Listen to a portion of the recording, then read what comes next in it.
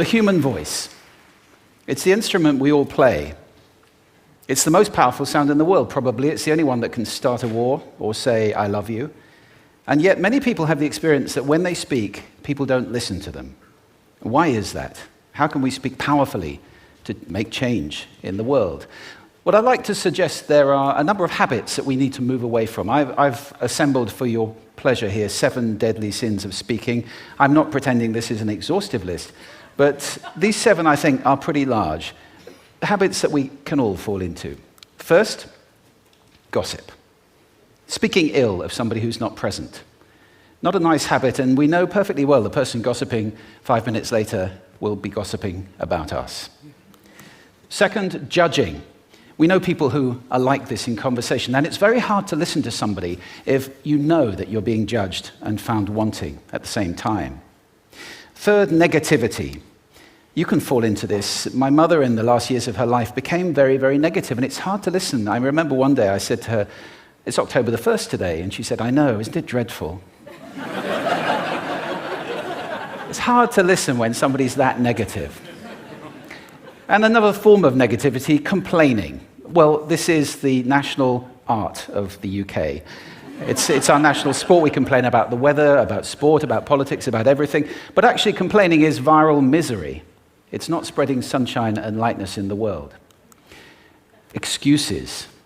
We've all met this guy. Maybe we've all been this guy. Some people have a blame thrower. They just pass it on to everybody else and don't take responsibility for their actions. And again, hard to listen to somebody who's being like that. Penultimate, the 6th of the 7, embroidery, exaggeration. It demeans our language, actually, sometimes. For example, if I see something that really is awesome, what do I call it? And then, of course, this exaggeration becomes lying, out-and-out lying, and we don't want to listen to people we know are lying to us. And finally, dogmatism.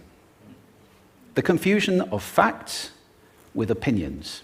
When those two things get conflated, you're listening into the wind. You know, somebody is bombarding you with their opinions as if they were true.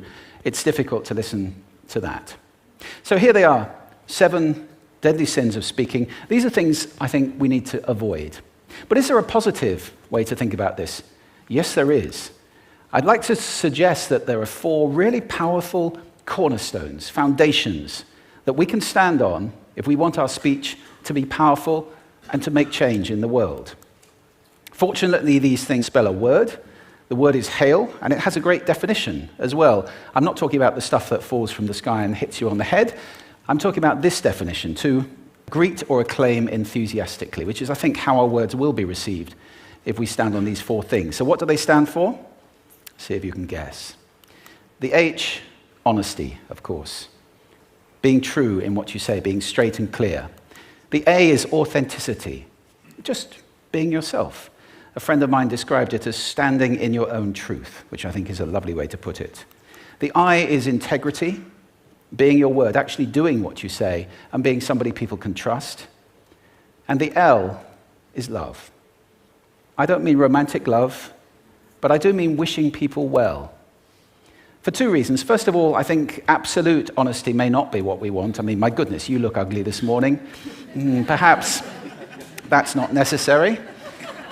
Tempered with love, of course, honesty is a great thing. But also, if you're really wishing somebody well, it's very hard to judge them at the same time. I'm not even sure you can do those 2 things simultaneously. So hail. Also, now that's what you say, and it's like the old song, it is what you say, it's also the way that you say it. You have an amazing toolbox. This instrument is incredible, and yet this is a toolbox that very few people have ever opened. I'd like to have a little rummage in there with you now, and just pull a few tools out that you might like to take away and play with, which will increase the power of your speaking. Register, for example. Now, falsetto register may not be very useful most of the time, but there's a register in between. I'm not going to get very technical about this for any of you who are voice coaches. You can locate your voice, however. So if I talk up here in my nose, you can hear the difference. If I go down here in my throat, which is where most of us speak from most of the time. But if you want weight, you need to go down here to the chest. You hear the difference? We vote for politicians with lower voices. It's true. Because we associate depth with power and with authority. That's register. And we have timbre. It's the way your voice feels. Again, the research shows that we prefer voices which are rich, smooth, warm, like hot chocolate. Well, if that's not you, that's not the end of the world, because you can train. Go get a voice coach. And there are amazing things you can do with breathing, with posture, and with exercises to improve the timbre of your voice. Then prosody. I love prosody. This is the sing-song, the meta-language that we use in order to impart meaning. It's route one for meaning in conversation. People who speak all on one note are really quite hard to listen to if they don't have any prosody at all. That's where the word monotonic comes from, or monotonous, monotone. Also, we have repetitive prosody now coming in, where every sentence ends as if it were a question, when it's actually not a question, it's a statement.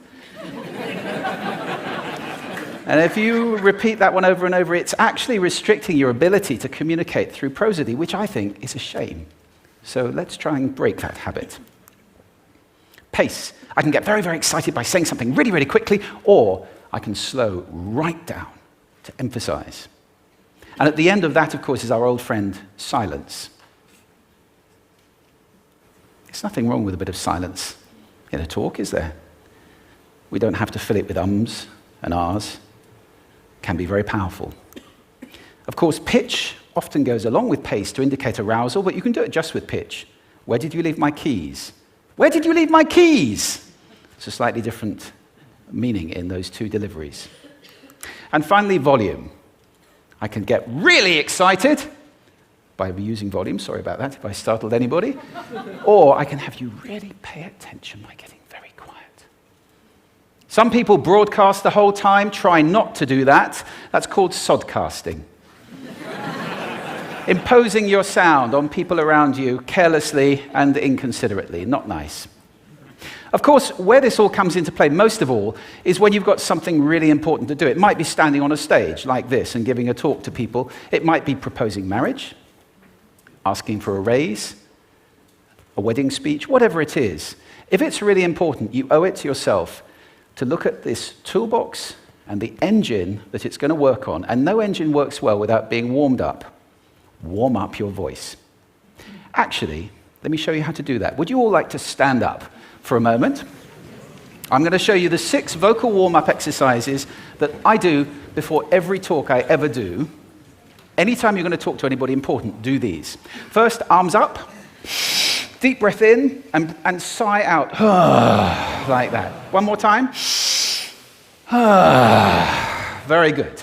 Now we're going to warm up our lips, and we're going to go bo, bo, bo, bo, bo, bo, bo, bo. Very good. And now, just like when you were a kid. Now your lips should be coming alive. We're going to do the tongue next with exaggerated la, la, la, la, la, la, la, la, la. Beautiful. You're getting really good at this. And then roll an R. That's like champagne for the tongue. Finally, and if I can only do one, the pros call this the siren. It's really good. It starts with we and goes to or. The we is high, the or is low. So you go wee, or wee. Fantastic. Give yourselves a round of applause. Take a seat. Thank you. Next time you speak, do those in advance. Now, let me just put this in context to close. This is a serious point here.